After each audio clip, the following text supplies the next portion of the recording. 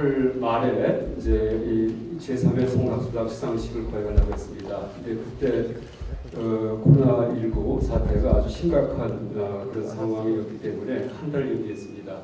그래도 참 걱정을 많이 했습니다. 한 달 지나도 이 수습이 안 돼가지고 또 연기되면 어떡할까 했는데 지난 이제 4월 10일부터 조금 해제가 됐고요. 그다음에 오늘 보니까는 이제 전체 발생자가 6명, 국내 4명, 해외 2명, 거의 없는 거나 마찬가지입니다. 이렇게 이제 어떻게 보면 전화위복이 된 것 같습니다. 우리나라 코로나 처음 시작할 때는 참 망설스러웠는데 이제 좀 지나니까는 거꾸로 역전이 돼가지고요. 전 세계가 이제 우리나라를 배우겠다고 이렇게 합니다.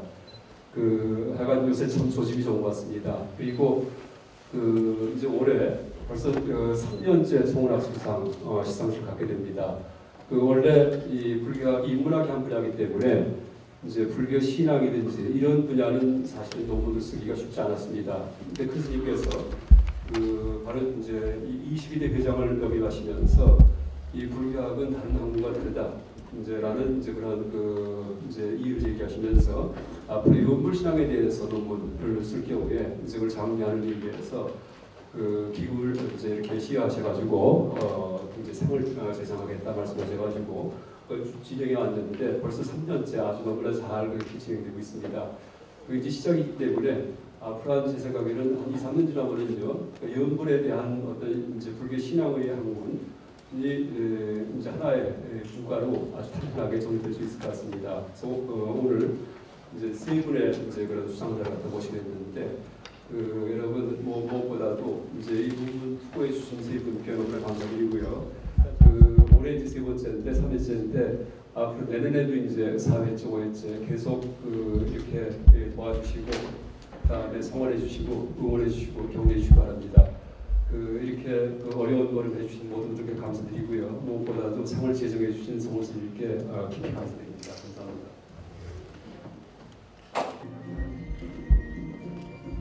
예, 본 성원학술상은 연불 신행과 가피의 연구를 증진하기 위하여 전임 회장이신 성원스님께서 제정하신 학술상으로 올해로 3회째를 맡고 있습니다.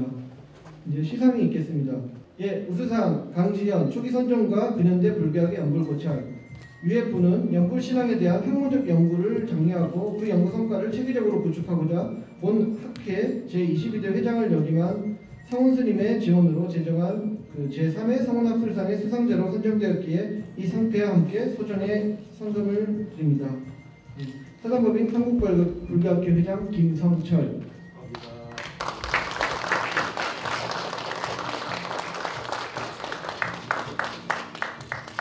예, 강재현 선생의 논문은 서구에서 시작하여 일본에서 추정한 근현대 불교학의 연불에 대한 인식을 비판하면서 관신론 등 초기 선정 문헌에 근거하여 성과 연불 간의 올바른 관계 정립을 모색하는 논문입니다. 예, 다음으로 장려상 김희종 금강경 독성과 체험 사례 고찰 이하 논문입니다.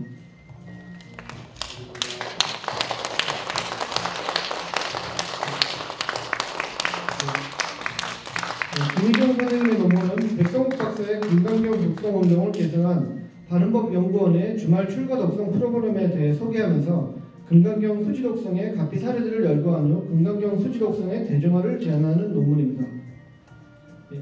다음으로 황선미 관상의 심리치유적 고찰 광무량수경 색신관을 중심으로 이하 논문입니다.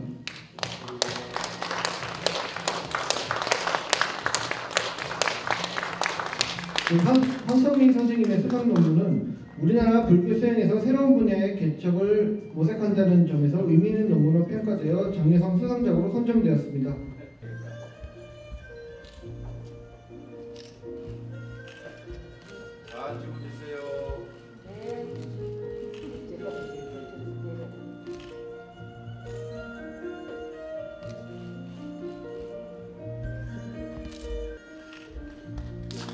네, 모두 박수 부탁드립니다. 준비됐습니까? 사랑합니다.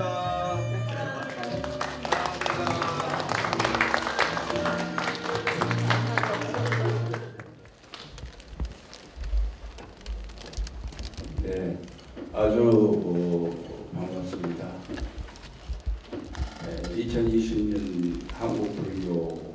춘계학술대회 축하드리고요.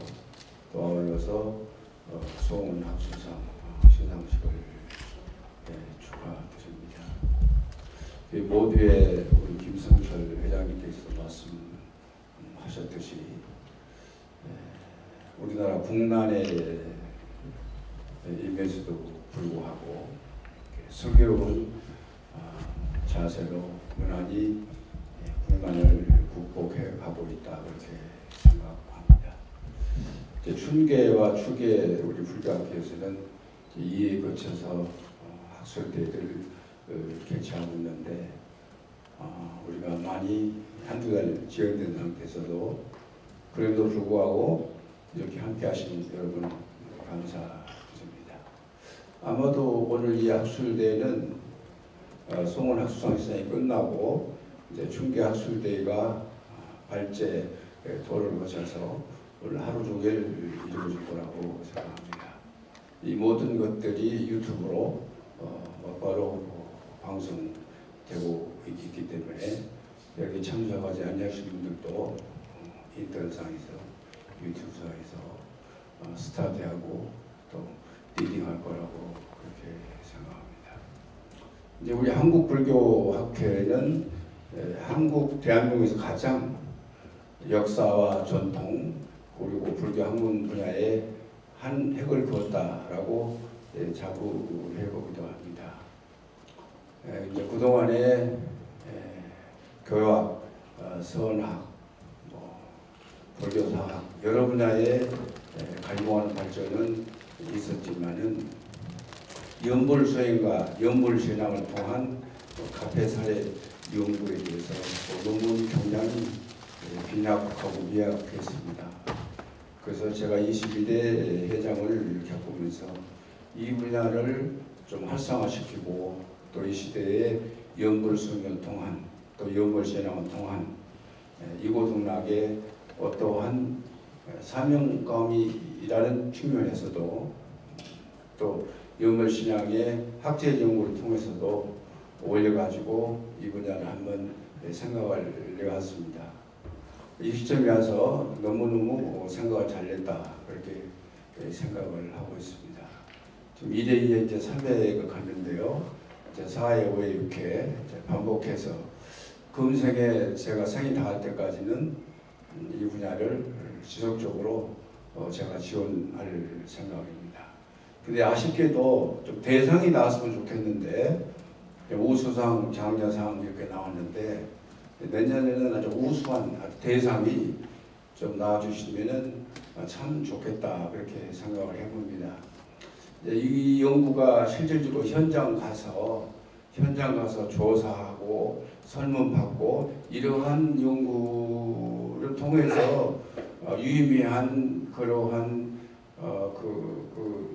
논제가 만들어질 텐데 그렇게 하기에는 기존 학자님들은 너무 시간에서 오를 것 같고 신진 학자님들이 이 분야에 마음을 내서 연구를 할 수 있어야 되지 않겠나 그렇게 생각을 합니다. 그 대상을 500만 원을 정해놨는데 500만 원 너무 적어서 연구를 안 하나 그렇게 생각해서 내년에는 대상을 1000만 원 올려볼까 그렇게 생각을 합니다. 대상 1000만 원 올리면은 대상감이 나올 것 같기도 하고 또 신전 학자들이 연불신앙, 연불수행 분들의 실질적으로 현장 가서 조사하고 또 자료를 수집하고 그렇게 우수한 논문이 나오지 않을까 그렇게 생각을 해봅니다. 이 재원은 대한민국 조계종 삼천사에서 또 나와 또 2년 삼천사 신도 제가 불자 여러분들 함께해서 성원 학술장에 재원을 출연하고 있다. 이것도 이 자리에서 말씀드리고자 합니다. 우리 한국불교학회 영원한 발전과 우리 한국불교학과 교학과 선학, 연불학 이렇게 한 축을 이룰 수 있는 그런 학문이 틀이 잡혀갔으면 하는 바람입니다. 함께 하신 분 여러분 감사드리고요. 중계학술대 주임변신하고 계시는 김성철 우리 회장님을 비롯해서 관계자 여러분들도 감사 말씀드립니다. 고맙고 감사합니다.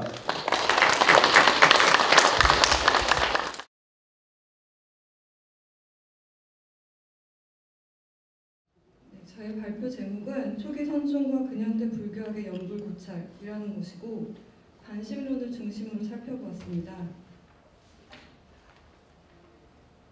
목차를 보시면 이제까지 연불에 대해서 연구가 국내에서도 이루어지긴 하였지만 사실 불교학과 불교 사이에는 전근대와 근대라는 차이가 있습니다. 그래서 이제까지 불교학 연구는 서구 중심적으로 문헌 중심, 그 다음에 역사 중심, 그리고 종교라는 큰 범주 안에서 여러 가지 구성 요소를 나누고 비교하는 연구 방법, 이런 방식으로 이루어졌는데요.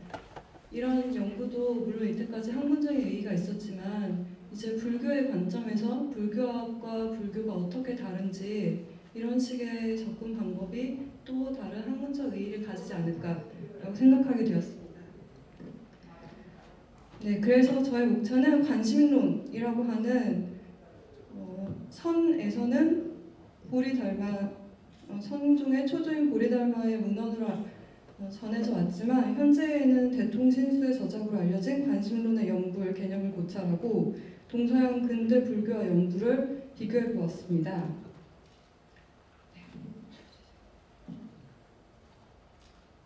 네. 관심론의 연불은 신수의 저술로서 동산 법문과 후대 북종의 신료를 담고 있는 것으로 드러나 있는데요. 이 관심론을 살펴보기에 앞서 제가 참고한 문헌은 능가사자기입니다. 능가사자기는 군화발타라 3장에서부터 그 후대 북종에 이르기까지의 초기 선종의 신료를 담고 있는 문헌으로 평가받고 있는데요. 네, 군화발타라 3장 같은 경우에도 연불에 대해서 불을 계속 염해서 염념이 상속하여 끊어지지 않으면 마음이 청정해진다는 것을 이야기하였습니다. 이것은 조준호 선생님이나 박건주 선생님처럼 국내 연구에서도 초기 선종의 연불은 선정과 다르지 않고 또 지감과 다르지 않다. 그래서 선종의 연불은 선정과 선매를 가리킨다라고 얘기하는 것과 일치한다고 생각합니다. 네, 군화발타라 3장은 능가사자기에서 선종의 초조로 나오는데요. 이제 능가사자기의 순서로 보면 5조 6조인 도신과 홍인의 동산법문에 제가 주목한 이유는 이 동산법문은 그 전까지의 선종은 두타행으로서 선사들이 어딘가에 머물지 않았지만 도신과 홍인 때에 이르러서는 동산에 머물면서 선종의 정주 공동체라는 특정한 종파로서 면모를 갖추기 시작한 때의 신효를 나타내고 있기 때문입니다. 그래서 도신의 연불을 보면 도신은 군화발타라 3장이 얘기한 염념이 상속하여 끊어지지 않는 연불, 즉 선종의 입장에서 연불을 얘기하면서 능가경의 모든 일체 경계가 열의 법신이라는 것, 그래서 사실은 능소의 불의가 없다는 것을 굉장히 강조했습니다. 그래서 도신 연불과 관련하여 마지막 줄을 보시면 관련하여 마지막 줄을 보시면 그래서 서방을 향한다는 표현이 나오는데요. 맨 마지막 줄에 나오는데 이것은 사실 불의를 가리키는 도신이 불의를 강조한 굉장히 중요한 단어 표현이라고 생각합니다. 즉 도신 같은 경우는 전체가 이 경계 전체가 열의 법신이기 때문에 일방이 무량방이고 무량방이 일방이라는 이야기를 하였는데요. 그렇기 때문에 보면 선에서는 서방이라는 것도 사실 일방 안에 있고 무량방이라고 할 수 있습니다. 그래서 이 경계 자체, 지금 여기 자체가 법신이고 그래서 불을 염하는 마음이 그 불 그 자체인데 향이라는 것은 제가 저의 입장에서 얘기를 하자면 제가 경계를 지어서 어딘가를 향하는 것, 그러니까 능소의 이분을 나타내고 있는 단어라고 생각합니다. 그래서 도신의 경우에는 그런 서방을 향하는 것이 필요 없다라고 얘기를 하였고요. 그 다음에 도신의 선법을 이어서 널리 전파한 홍인 역시도 이 모든 부처의 불신이 무변하여서 지금 이 자리에서 일행선매가 있을 수 있다고 하였고, 여기에서도 피불, 즉 차피의 이분을 나누는 부처나 타불, 자타의 이분을 나누는 부처를 여선은 생사를 면치 못한다고 이야기를 하였습니다. 그래서 도신과 홍인 둘 다 능소불이, 자타불이의 연불선정을 이야기하고 있는 것을 알 수 있고요. 그 다음에 관심론의 경우는 신수의 관심론은 동산법문의 연불선정을 이어받으면서 개행, 삼취전개, 육바라밀, 가람짓기, 탑돌이 같은 다양한 불사를 다루고 있다는 특징이 있습니다. 즉 선가와 대중을 향한 올바른 불사 행법을 설하는 중요한 문헌이라고 보는데요. 특히 신수 같은 경우는 측천무나 여러 귀족들의 존숭을 받으면서 일반 제가 신도들과도 접촉을 했기 때문에 이것은 동아시아 선문화를 이해하는 데도 중요하리라는 생각이 들었습니다. 능가사작에 나오는 신수에 대한 설명을 보면 신수는 불의를 증득하였고 또 채용 두 글자로 회귀된다고 하여 채용 불의가 선법의 핵심이자 연불 해석의 주요한 축이라고 할 수 있는데요. 관심론에 나오는 첫 번째를 보시면 여기에서는 채상용이 나누어져서 등장하고 있다는 특징이 있습니다. 즉 연불이라는 이름 단어 자체는 명자로서 상에 해당합니다. 이것은 어떤 개념이나 행위라든지 이런 것은 상이지만 연불의 채라는 것은 사실상 선정, 그러니까 마음의 근원을 각찰하고 또 잊지 않고 부지런히 훔쓰는 것, 이런 것이 채라고 할 수 있고요. 그리고 이 채를 따라서 용이 결정된다고 보고 있습니다. 즉 연불을 하는 행위에 있어서 중요한 것은 어떻게 하느냐에 달려있다고 할 수 있습니다. 네, 그 다음에는 관심론의 특징 중에 하나인 송과 염을 나눠서 입에 있으면, 즉 어떤 상에 매어서 상에 매어 있으면 송이라고 하고, 그다음 마음에 있으면 염이라고 하는데요. 송 같은 경우는 음성의 사상에 매이는 것이고, 또 공덕을 구한다는 것은 공덕을 받을 나, 아상을 구한다는 것이고, 공덕이 따로 있다는 것, 법상을 구한다는 것이고, 이런 식의 상을 구하는 행위는 진정한 채가 아니라고 보고 있습니다.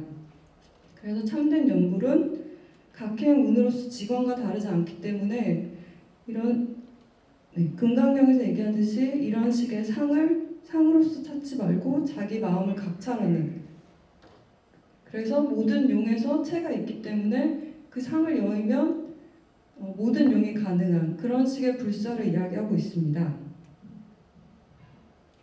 네, 그래서 제가 이 부분이 중요하다고 생각했던 것은 상을 여의면 채가 곧 용이 되고 용이 채가 되기 때문에 채용 불의에서 모든 행위 가능하다는 것입니다. 예를 들어서 어떤 행위를 하지 않으면 그것은 또 하지 않는다는 무라는 상에 갇히는 거기 때문에 유무이변에 빠지는 것이지만, 어떤 용을 하더라도 그 채라는 연불심이 곧 불이라는 이러한 채를 놓지 않으면 모든 것이 채를 드러내는 수행이 되는 것입니다. 그래서 신수계열 저작이라고 하는 대승무생방편론을 보면 여기에서도 연불이라는 행위가 목탁을 치고 일시에 연불을 하는 이 행위가 사실은 정신, 선정수행의 하나로서 채와 용이 연결되고 있습니다.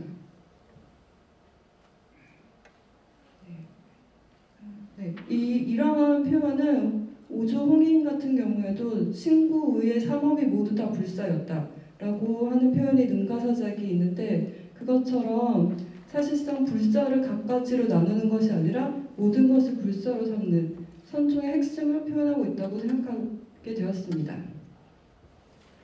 그런데 지금 저희 같은 경우는 연불이라고 하면 칙명연불을 주로 생각하게 되는데, 그것은 동서양 근대와 관련이 있습니다. 그래서 근대 서양과 연불 같은 경우, 연불을 보면 서양에서 부처, 즉 저희가 불이라고 하는 부처에 대한 인식은 서양 중심적으로 변해왔는데요. 맨 처음에 기원 후 3, 4세기서부터 부처에 대해서 알려져 있었는데, 그때는 단순히 이교도, 그러니까 이교도들이 우상 숭배하는 신이라고 여겨졌었고, 그 다음에는 불교에 대한 자료를 좀 얻게 되면서 신화라고 여겼고, 그 다음에 17, 18세기 들어 역사적 인물로서 여겨졌습니다. 그래서 이 세 가지의 중요한 특징은 앞서 살펴보았듯이 초기 선조에서 부른 열의 일곱신으로서 모든 전체, 즉 이 법계 전체를 나타내는데 서양에서의 불은 언제나 항상 대상이었다는 점입니다. 그리고 또 서양에서의 실천 인식도 불교와는 약간 다른데요. 서양에서는 신교와 구교라고 하는 기독교 내에서도 종파의 구분이 매우 뚜렷하고 특히 근대에서 종교를 연구할 때는 종교를 나누고 또 종파를 나누고 또 각각의 종파가 각각의 실천과 교리를 다르게 가지고 있는 것으로 여기는 경향이 컸습니다. 그래서 이런 식의 구분에서 초기 불교와 대승불교는 매우 다르다라고 여기게 되었고요. 그래서 예를 들면 초기 불교의 선정이라고 할 수 있는 붓다 아누사티, 붓다 스므리티 같은 경우와 대승불교에서의 연불이라고 하는 것이 다르다라고 쉽게 생각할 수 있게 되었습니다. 그래서 초기 선종의 선사들의 입장을 보면 매우 다르다는 것을 알 수 있는데요. 예를 들어서 부처를 그렇게 대상으로만 보는 것은 아까 홍인 선사가 얘기했던 타불이나 피불로 두는 것이고 그 다음에 연불을 어떤 특정한 행위로만 보는 것은 신수의 관심론에 나왔듯이 사상에 해당한다고 할 수 있습니다. 그래서 이런 식의 연구를 보면 근대 불교 연구에도 사실상 아시아적이라기보다 서구적인 편향성이 있었다는 것을 알 수 있습니다. 그리고 이런 틀에서 일본 불교학이 먼저 진행이 되었는데요. 제가 논문에 자주 인용한 로버트 샤프라는 학자의 연구에 따르면 사실상 정토 신행은 즉 연불을 포함한 정토 신행은 다양한 불교 신행 중의 하나로 중국에서도 특정한 정토교나 특정한 정토 종파라고만 볼 수 없다는 연구가 있었습니다. 그런데 지금 학계에서는 정토종이 담란, 도작, 선도 계보로 이어졌다고 보고 있고 또 연불도 그런 식으로 진행이 되어 왔다고 많이 여겨지고 있는데 사실 이런 계보 자체가 일본의 혼행과 신란, 즉 정토종과 정토진종의 두 종조가 세운 계보로서 중국과 한국의 정토 신행과는 사실 많이 다릅니다. 이 일본 정토교의 특징은 타종과 다르게 자종, 그러니까 정토종의 계보를 세우려는 노력이 있었고 그 다음에 모두가 학원기이기 때문에 여기에서 성불할 수가 없다. 다들 서방 정토에 태어나고 나서야 왕생을 하거나 그 다음에 진보가 가능하다라고 얘기를 하였고 그 다음에 연불도 선정이라기보다는 미탑을 원력에 기댄 측명연불 수행의 방식을 강조하였습니다. 그래서 이것은 발표집에 좀 자세하게 나와 있는데 중국 정토의 연불 이해와도 상이하고 우리나라나 그 당시의 연불 이해와도 다른데요. 전법 보기를 보시면 초기 선종에서는 이런 식으로 명호로 염하는 방식, 그러니까 명호로 염하는 방식이 옳지 않다는 것이 아니라 이것만이 옳다라고 하거나 신체를 갖지 못하고 그 행위 자체에만 집착하는 것에 대해서 본말이 전도되었다고 보았습니다. 그리고 우리나라 보조진의 쿤스님도 이 정토교의 입장과 비슷하게 말세여서 측명연불을 해야만 하지 않느냐는 질문에 법성은 변하지 않으니까 법의 흥틀을 볼 것이 아니라고 말씀하셨고 또 연불과 여러 가지 만행이 서로 장애하지 않기 때문에 오히려 측명연불이라는 그런 수행에 너무 초점을 맞추는 것은 상에 집착하는 것이라고 하였습니다. 그리고 임재종 개조인 A사이도 그렇고 무로 소세키도 연불을 단순한 측명연불의 수행으로만 보지 않았습니다. 일본 선종 내에서 이런 선정 경추에 대한 비판은 아미타불 신행 연불이 겸하는 황벽종이 개창되고 나서인데요. 이것은 일본 불교의 특징이라고 할 수 있습니다. 중국과 한국에서는 정토 신행이 선종 안으로 흡수되어서 다양한 신행이 이루어졌던 반면에 일본에서는 황벽종이라는 하나의 종파로 수렴이 되면서 정토 정토종과 진종을 포함하는 정토교, 그 다음에 선종 내에서도 황벽종, 즉 연불 신행을 하는 황벽종이 다르게 느껴졌던 것입니다. 그래서 이러한 구분, 선정과 연불, 선종과 정토종, 성종 내 수행 등에 대한 구분은 사실 종파불교적인 일본 불교에 어울리는 특징이라고 할 수 있습니다. 그런데 왜 이 일본 불교의 특징이 불교학에서 널리 받아들여졌는가 하면 사실 가장 먼저 서양 학문을 받아들이고 서양 학문의 틀에 따라서 서양인들에게 동아시아 불교를 알린 것이 근대 일본 사상가들이기 때문입니다. 특히 19세기 말 불교 입지가 줄어들면서 개혁과 근대화가 되었는데 이때 각 일본 불교는 각 종파별로 대학을 설립하고 자재를 육성하면서 세계 포교를 하였습니다. 그런데 이런 활동에는 민족주의적인 의도가 있었는데요. 즉 일본을 동아시아 불교를 대표하는 나라로 세우고자 하는 것이었습니다. 그래서 사실 저희가 연불하면 정토, 타령이라고 생각하고 성과는 다르다고 생각하는데 이러한 구분 자체가 근대 일본 학자에 의해서 만들어졌습니다. 스즈키 다이제츠라고 하면 단순히 학자라기보다 서양에 엄청난 영향을 끼친 일본 사상가인데요. 이 스즈키 다이제츠도 서양에서 교육을 받았고 서양 학문에 감화되었기 때문에 그 서양의 종교 심리학의 틀을 사용하였습니다. 그래서 그 대표적인 학자가 윌리엄 제임스인데요. 윌리엄 제임스는 기독교 인물들을 중심으로 이 사람들의 종교 체험을 분석하면서 자기가 의지를 내서 신과 합일한 사람, 그 다음에 자기를 내려놓고 자기를 포기해서 신과 합일한 사람의 두 가지로 분류하였습니다. 스즈키 다이제츠는 이 두 가지 틀을 선과 정토에 배대하였습니다. 그래서 의지를 내는 것은 선사, 자기를 포기하는 것은 정토교도라고 얘기를 하였고 이 틀에 따라서 일본 불교를 해석하였습니다. 그런데 여기에는 사실 민족주의적인 의도가 있었는데요. 선과 정토가 대표적인 동아시아 전통이고 일본은 이것을 종파로 가지고 있다. 따라서 일본은 두 가지의 그 동아시아 대표 전통을 갖춘 뛰어난 불교 국가다라는 의도가 들어있었습니다. 현재 일본에서는 정토교인 진종이 최대 종파이고 선종은 조동종, 임재종, 황벽종 순으로 우세합니다. 그리고 또 근대 이후에도 계속 종파별로 연구가 되었기 때문에 계속 이 스즈키 다이제츠의 이분법적인 도식이 연구에 많이 적용되었습니다. 그런데 사실 한국 경우에는 완전히 다른 역사를 가지고 있기 때문에 한국의 연구를 다시 볼 필요가 있다고 생각합니다. 한국 같은 경우에는 태고보우나 나홍해군 선사처럼 정토 신행이 항상 여러 신행 중에 하나였습니다. 특히 조선시대 청하규정은 관심론과 매우 유사하게 연구를 보았고 그 휴정의 제자인 편영원기근을 산문수학이라고 하여서 연부를 수학의 하나로 총체적으로 보았습니다. 그래서 조선에서의 연불 신행은 사실 일본과 매우 다르다고 할 수 있습니다. 그런데 19세기 말에 근대화 일본의 식민 지배가 중첩되면서 일본의 정토교와 조동종이 포교가 되었고 또 명진학교나 제국대학 설립처럼 일본에 의해서 근대 학문기관이 설립되면서 우리가 일본의 영향을 많이 받게 되었던 것입니다.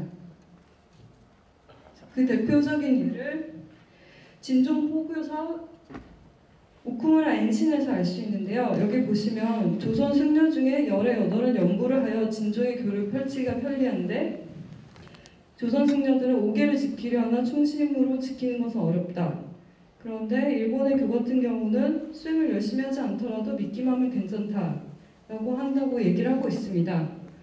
이 부분에서 중요한 것은 먼저 알 수 있는 것이 조선에서는 연불 신행이 대중적이었다는 것, 보편적이었다는 것과 하지만 일본과는 전혀 달랐다는 것입니다. 일본의 정토교식의 측량 연불식의 수행이 아니라 오계를 지키고 충심으로 지킨다고 하는 것은 아까 관심론에 나왔듯이 염이란 건 계행을 굳게 지키는 것이라고 할 수 있어서 사실 관심론에 더 가깝다고 할 수 있습니다. 그런데 이 구절을 보면 그래서 조선의 연불 신행에 대한 이해는 19세기부터 변했다고 할 수 있습니다. 네, 그래서 이런 식으로 하여 조선에서도 사실 연불 신행은 중요한 수행 중에 하나였지만 저희 한국이 정체성을 세워나가는 과정, 즉 독립을 하고 한국 불교가 정체성을 세워나가는 과정에서 연불에 대한 것을 낮추어 보거나 연불을 정토교식으로 이해하는 게 커졌다고 할 수 있습니다. 그래서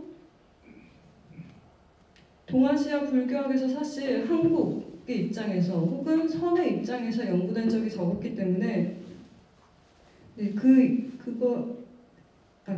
적었기 때문에 앞으로 그런 연구가 매우 필요해 보이는데요. 영어로 젠 지리키 코안이라고 돼 있고 신타리키 넨부츠라고 돼 있는 것이 스즈키 다이제츠가 일본어가 아니라 영어로 저술할 때 일부러 그 동아시아 전통의 선과 정토를 나누어서 일본식으로 고유 명사화한 표현입니다. 그래서 저희가 일본 문헌을 읽을 때는 이게 한자에서 잘 드러나지 않지만 이런 식으로 고유 명사화하였고 이것이 여전히 서양 학교에서도 쓰이고 있습니다. 저는 관심론에 입각해서 볼 때 불교학적인 의의가 있을 것이라고 보았는데요. 네, 우선은 초기선에 입각한 조선 불교 해석을 볼 수 있습니다. 관심론은 문수사, 안심사, 개심사에서 달마대서 저작으로 여러 번 간행되었는데 이것을 고려하면 조선의 연불 신행을 제고할 필요가 있습니다. 즉 조선의 연불 신행은 혼합적이거나 하열한 것이 아니라 그냥 일본에서 이해하는 것과 다른 식일 수 있는 것입니다. 그리고 조선 불교의 연불 신행에 대해서 비판적이었던 일본 승려들은 그 일본 승려의 특정한 입장이 있었기 때문에 이것을 저희가 또 학문적으로 고찰해 볼 필요가 있다고 생각합니다. 그리고 또 일제강점기와 해방 후에 한국선이 있는데 특히 관심론이 들어가 있는 선문차료는 현재에도 매우 중요한 문헌이고 용성선사회 같은 경우는 불은 각인이를 지치로 삼아서 영각이라고 표현했습니다. 이 당시에 정토교 연불 신행이 포교되었던 것을 생각하면 영각은 오히려 초기 선종의 연불을 가리키는 중요한 표현이라고 할 수 있습니다. 그리고 마지막으로 근대 일본에서 나눴던 선정토 도식에 가려질 부분, 대표적으로 믿음 같은 것이 있는데 이러한 것을 한국 학자들이 더 발굴할 필요가 있다고 보입니다. 그래서 이제까지 살펴보았듯이 근현대 불교학의 연불은 동서양 지식인들의 상호 교섭으로 생긴 것이고 초기 선종과는 차이가 있기 때문에 앞으로 불교의 입장에서 불교학을 고찰하면서 발전시켜 나가는 것이 학문적인 의의를 가진다고 보았습니다. 감사합니다.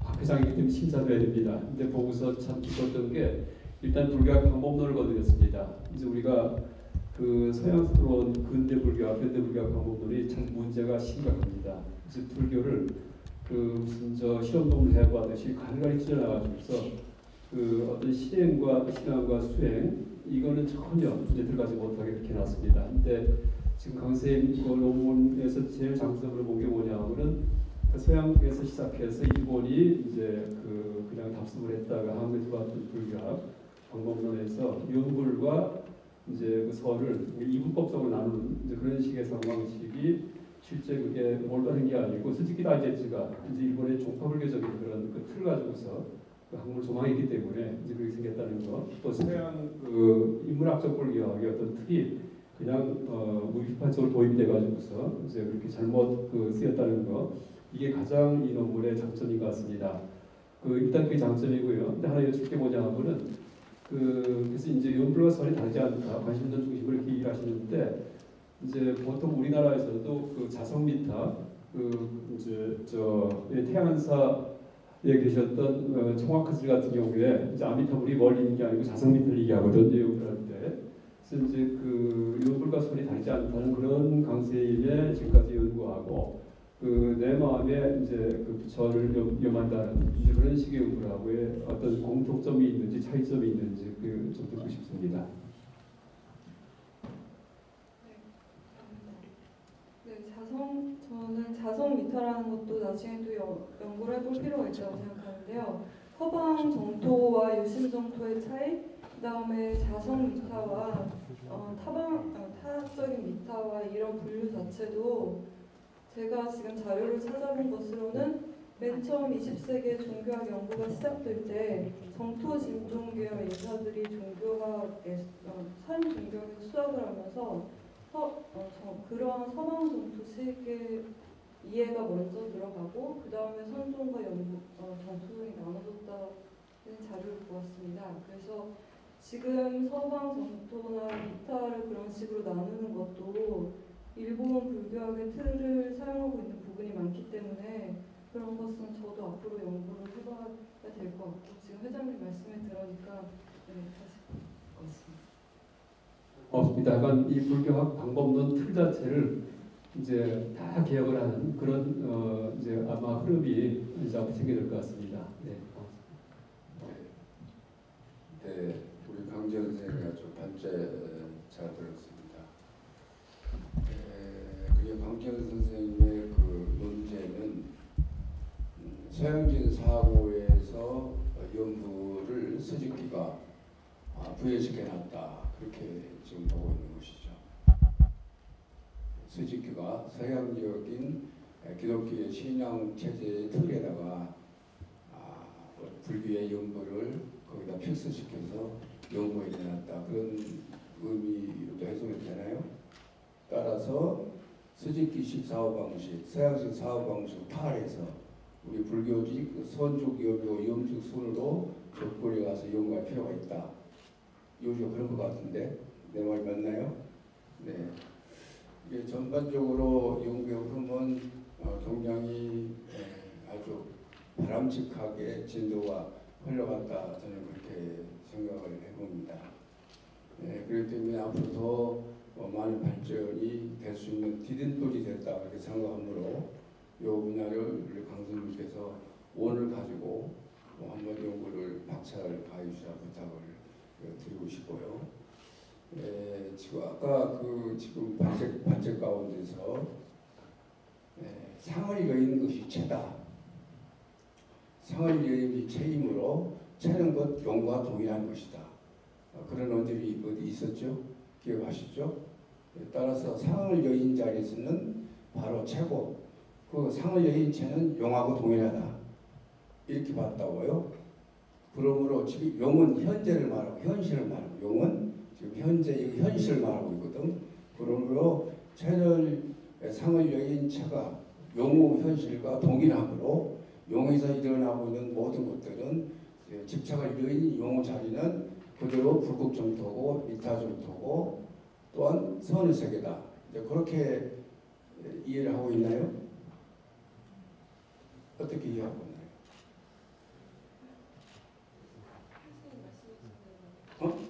교수님 말씀하신 대로 이해가 잘 안 되십니까? 선생님 말씀하신 대로 네 지금 말씀해 주신 대로 제가 발표를 했기 때문에 네, 그렇죠. 네. 그러므로 이제 연구의 출발점이 채에서 출발할 것이냐 용에서 출발할 것이냐 차이점이 있다고 생각해요. 네. 그래서 채에서 출발한다면 그 선의 입장에서 출발하는 것이고 용에서 출발한다면은 염물의 입장에서 출발하게 된다. 하두에서 출발한 분야와 염물에 출발하는 분야와 시작점이 다르다고 생각하는데 이 분야를 우리 강 선생님께서 한번 심도 있게 연구를 해보면 좋겠다. 그런데 다 같이 채의 입장에서 선의 입장에서 분석하려고 했을 때는 올바른 답이 나오지 않는다.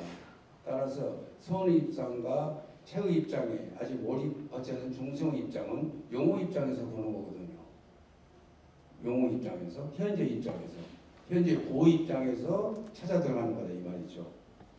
그렇기 때문에 그 채와 용과 채를 채에서도 출발 지점이 되고 용에서 출발 지점이 됐을 때 이런 것들이 시도해보는 것도 유물신앙, 유물수행에 대해서 그나큰 어떤 문이 열릴 것이다 그렇게 생각해봐요.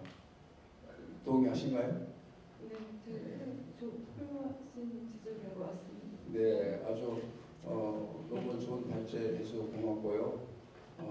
도덕 발전을 해서 도덕 논문을 써서 내년에 대상감 논문을 좀 써내세요. 약간의 거기다 불만 좀 달면은 대상감. 어? 그 상판 사람이 너무 자꾸 내서 상관없잖아요, 그렇죠? 그 자꾸 내도록 좀 확실을 바꾸더라도 자꾸 내서 업그레이드 되면 인정하더라도 회장님 그 참고하셔가지고 이것이 이제 초록이 될 수 있는 것입니다. 준 초록에 대해서 대상으로 갈 수 있는 하나의 관문이니까 이 연구 그대로 지속될 수 있도록 한번 회장님께서 연구자에게 힘을 주셨으면 좋을 것 같습니다. 고맙습니다. 네, 감사합니다. 질문 있습니다. 네. 그 질문 좀 받고 가겠습니다. 그 상을 여인체라고 했는데 강 교수가 지금 얘기하는 그 상은 무엇을 얘기하는가? 그 상의 개념을 한번 얘기를 해보시면 좋겠어요.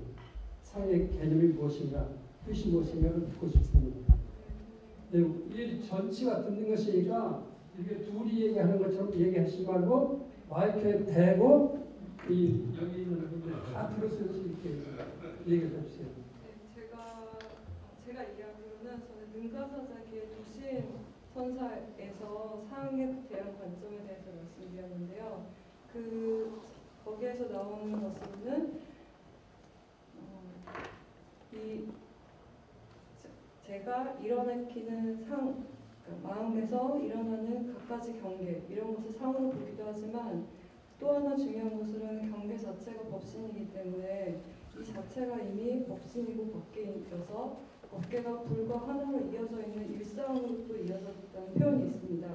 그래서 수행자의 입장에서 제가 어떤 경계를 일으켜서 단연하는 마음을 내는 것 이것도 상이라고 얘기를 하고 있고 그런데 전체가 일법계 일상이기 때문에 저에게 어떤 경계를 짓고자 하는 마음이 있어서 그런 식으로 단연하는 마음을 거두어들고 내조를 하면 이것이 전체 일상이 된다라고 말씀하신 것으로 저는 이해를 했습니다. 그래서 제가 아까 상을 열린다고 했을 때는 그 수행자 입장에서 자신에서 일어나는 경계가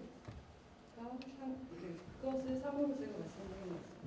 예, 그래서 지금 그 성훈 선생님 같은 경우는 최상용의 그 상으로 이렇게 보는 것 같은 그런 말씀도 되거든요. 채용 자꾸 얘기를 하면은 지금 얘기하는 것이 그 상이 최상용의 상인데 지금 발표자가 말씀하신 것처럼 여기서 얘기하는 상은 최상용의 상이 아니다라고 얘기를 하셔야 저희들이 그 혼돈이 적지. 그렇지 않으면은 최상용에서 얘기하는 그 상을 이해하는 그런 입장으로도 될 수 있거든요. 왜냐하면 앞서 자꾸 채용 하면서 상을 버린다고 하니까 가운데 최상용의 그 상을 버린다는 의미로 해석할 수 있는 그 위험성이라고 할까? 그런 걸 내포하고 있어서 제 생각으로는 여기서 얘기하는 상은 최상용의 상은 아니다라는 걸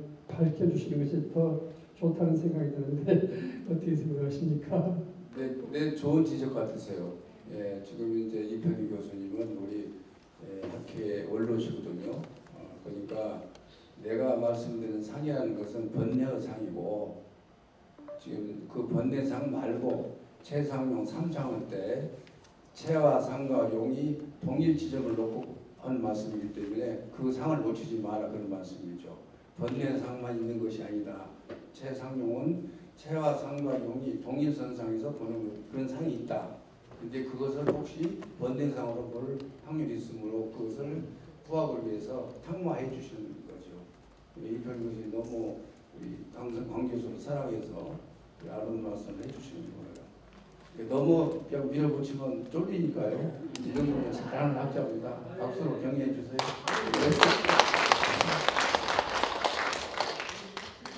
예. 교수님 말씀 감사드리고 공문에 반영하도록 하겠습니다. 예. 이상으로 이부강 수정론 결제를 마치도록 하겠습니다. 강재현 선생님께 다시 한번 박수 부탁드립니다.